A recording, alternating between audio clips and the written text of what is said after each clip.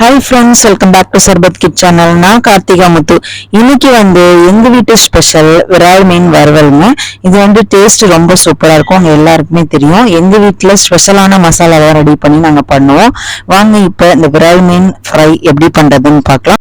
வீடியோக்கு போறதுக்கு முன்னாடி நம்ம சேனலை மறக்காம சப்ஸ்கிரைப் பண்ணி சப்போர்ட் பண்ணிக்கோங்க. கூடவே பெல் ஐக்கானையும் கிளிக் பண்ணிக்கோங்க. இப்போ வாங்க வீடியோக்குள்ள போலாம்.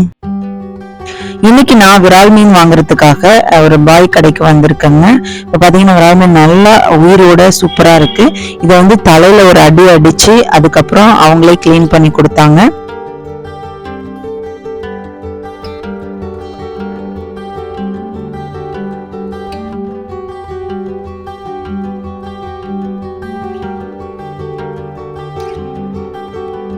நல்லா கிளீன் பண்ணி கட் பண்ணி கொடுத்துட்டாங்க.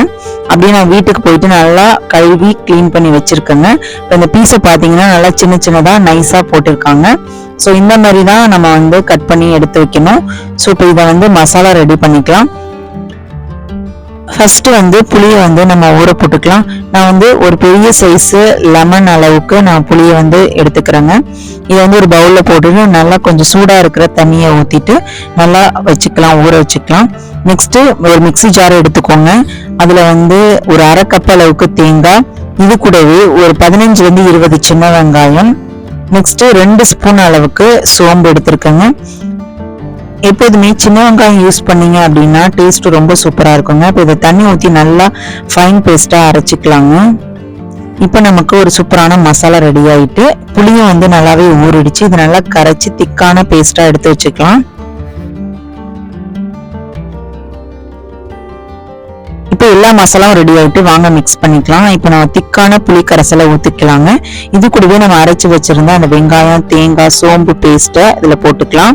நெக்ஸ்ட் காரத்துக்கு தகுந்த மாதிரி மிளகாய் தூள். நான் இன்னைக்கு ஒரு 2.5 ஸ்பூன் அளவுக்கு மிளகாய் தூள் சேர்த்திருக்க, தனி மிளகாய் தூள்.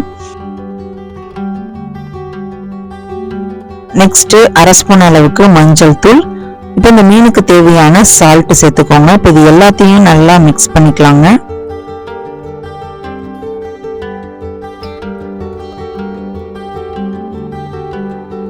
இப்போ மசாலா எல்லாம் சூப்பரா ரெடி ஆயிட்டுங்க. இப்ப இந்த மீன்ல எல்லா மசாலாவையும் நல்லா அந்த மாதிரி பெசரி எடுத்து வச்சுக்கலாம். இப்போ எல்லா மசாலாவையும் அந்த மீன்ல நல்லா அப்ளை பண்ணி எடுத்து வச்சிருக்கேன் ஒரு பிளேட்ல.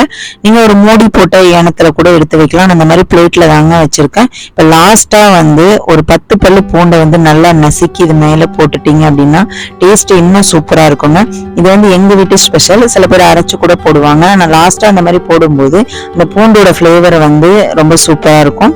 இப்போ இது எல்லாத்தையுமே நல்லா அப்ளை பண்ணிட்டு இது மேல கவர் பண்ணிட்டு ஒரு 1/2 hour ஃப்ரிட்ஜில் வச்சு எடுத்துக்கலாங்க. அப்பதான் அந்த மீன்ல அந்த மசாலாலாம் நல்லா அப்சர்வ் ஆகும்.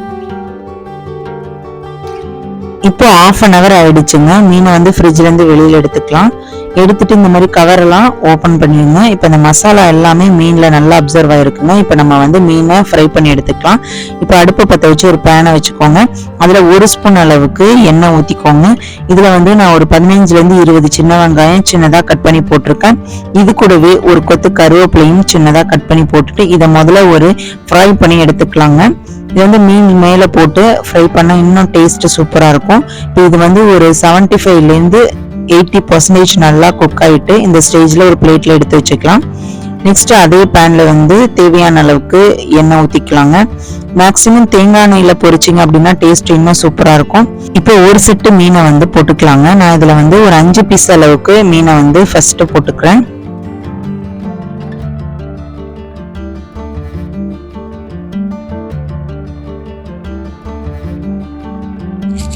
இப்போ ஒரு சைடு மீன் கொஞ்சம் வெந்ததுக்கு அப்புறம் நம்ம திருப்பி போட்டுக்கலாம் எல்லா மீனையுமே.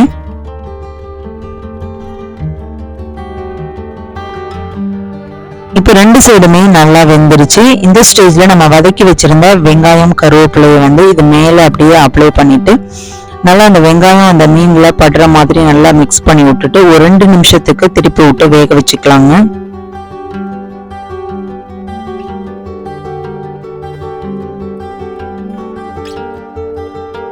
அவ்வளவுதாங்க, சூப்பரான விரால் மீன் ஃப்ரை எங்க வீட்டு ஸ்டைல்ல செமையா ரெடி ஆயிடுங்க. வாங்க பிளேட்டிங் பண்ணிடலாம். இன்னைக்கு சூப்பரான விரால் மீன் ஃப்ரை எங்க வீட்டு ஸ்டைல்ல நான் ரெடி பண்ணியிருக்கேங்க. இந்த விரால் மீன் ஃப்ரை வந்து அந்த ஃப்ரை பண்ண ஆனியனோட சேர்த்து சாப்பிடும்போது டேஸ்ட் அட்டகாசமா இருக்குங்க. கண்டிப்பா ஒரு டைம் நீங்களுமே ட்ரை பண்ணுங்க. உங்களுக்கு இந்த வீடியோ பிடிச்சிச்சு அப்படின்னா ஒரு லைக் பண்ணிட்டு உங்களோட ஃப்ரெண்ட்ஸ் அண்ட் ஃபேமிலிக்கு ஷேர் பண்ணுங்க. தேங்க்யூ ஃபார் வாட்சிங்.